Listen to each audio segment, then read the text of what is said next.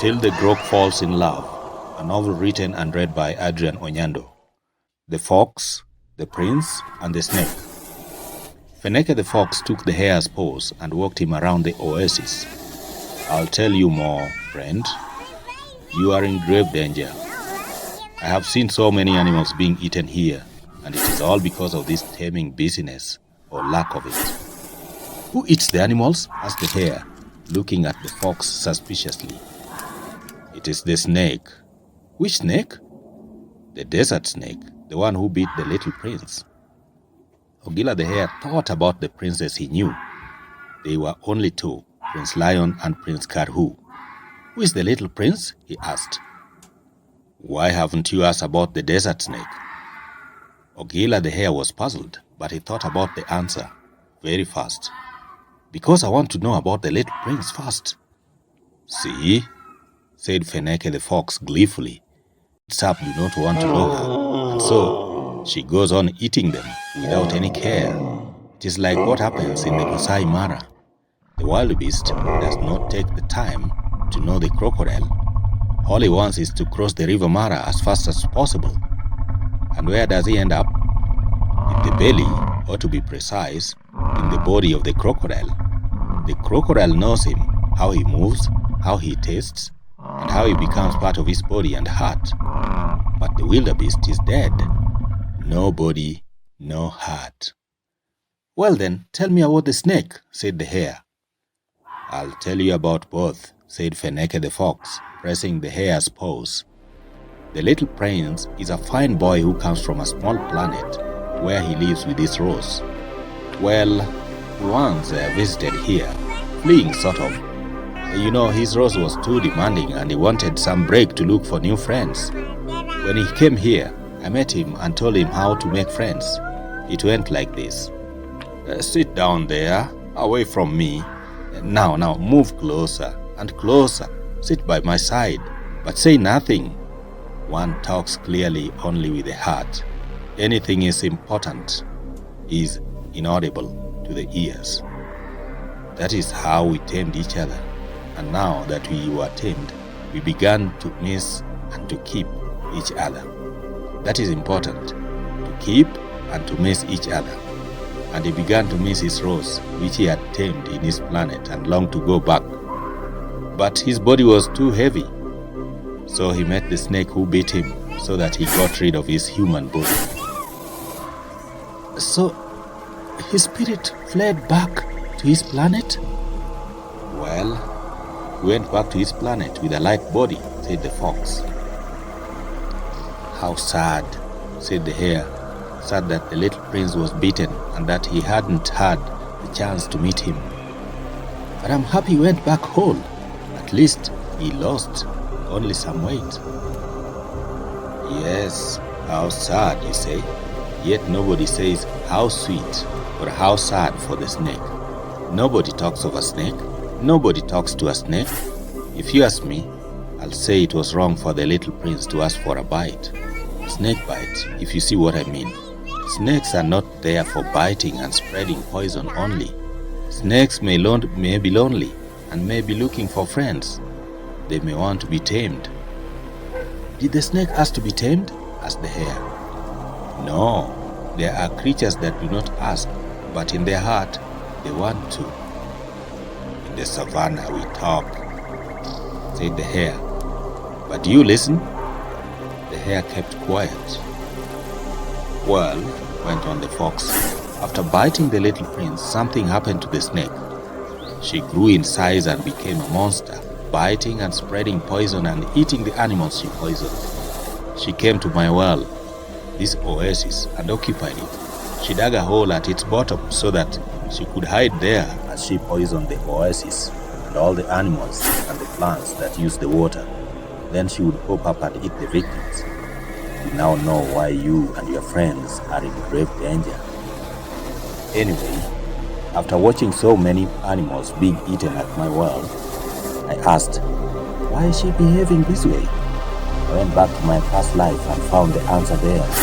In my old days, I was only interested in eating birds and hares and other small animals. I remember the loneliness of those days. People can sometimes be lonely. You can be lonely if nobody knows you, if nobody tames you. It is only after I had been tamed by the prince that I began to enjoy life. So I thought of taming the desert snake. She is not yet quite tamed, but she's soon going to be. This is another one, thought the hare. You might be preparing me for the snake's breakfast. Are you the desert snake's friend? That is what I'm talking about. Not quite, but may soon be. You may soon be? Yes, said the fox. She used to be here every night to check on the victims and eat them up.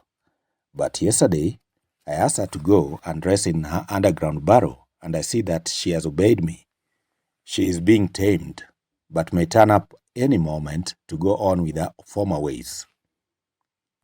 You said you'd help us, said the hare, feeling rather helpless. Yes? Ogila the hare was happy, but he still didn't trust the fox. Why do you want to help? What would you gain again? I can see you talk like a grown-up. You ask why and about gains. Well, this is the answer. I please only myself. I am tamed. The hare looked at the fox, unbelieving. You see, I have watched you since you got into this desert. I listened to your song. Bear in the snow. What do you say about him? He's a friend. We seek to know. True. A friend you seek to know. It means you are tamed, and the bear too may be tamed. We are all tamed. That is why I want to help. So how are you going to help? Well, the snake must come back first. The hare shuddered. But don't you worry. I'll hide you in my cave before that. When she comes, she'll ask, Feneke, where is my meal? And I'll lead her to the orchard so that she feeds on my dates, figs, and olive fruits. As she eats, the poisoned water will be draining, and the clean water from the springs will be filling the well. I'll then leave her saying, I must now go and drink. When I come back to you, we must take the clean water and spray it on the animals. They'll wake up feeling fresh. You must then flee fast, for the snake is still not yet completely tamed. Thank you, Feneke, but you must swear to me that this is not a trap. Well, you still talk like a grown-up. Swear to me, you say. Tamed people don't swear, but I swear for your sake. After Feneke had taken the oath, Ogila the hare said, Feneke, you must come with us to the north. The desert is no good for you. Oh yes, it is. This is no longer just a wilderness for me. It is where I met the little prince and where I'll meet him again when he comes back. It is where I've met you and the other hapless animals. And it is where I'm taming the desert snake. There is too much to miss here if I leave. I'll miss you, said Ogila. I'll miss you too, said the fox. As the fox left for his cave, Ogila went to the forge and turned the bellows on fire. The fire came to life like 1,000 morning stars and created a great blast as was appropriate for the work at hand. He heated the metals until they turned liquid, took a hammer and then made whatever shapes and designs he wanted. He began by making a dugout canoe, decorated with the objects that he had seen at the oasis. The oasis surely is a canoe, he said. Someone will have to convince me otherwise. And a canoe is always on the lake. He made the shape of a canoe floating on a lake hidden in the sand dunes and rocky hills. The beaches had lush vegetation of dates, figs, sorghum, and wheat, all that he had seen in the oasis.